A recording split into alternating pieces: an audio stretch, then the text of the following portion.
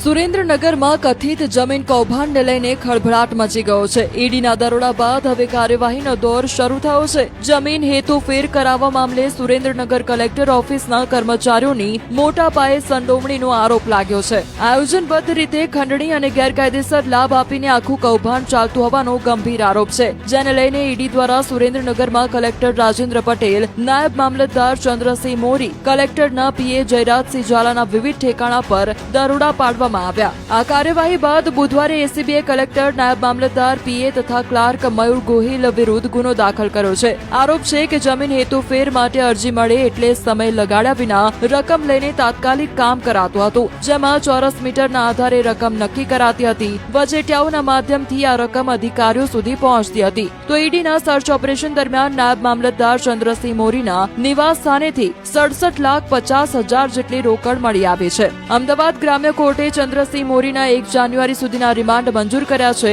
આ દરમિયાન તપાસમાં અનેક નામની સાથે મોટા ખુલાસા થવાની સંભાવના છે।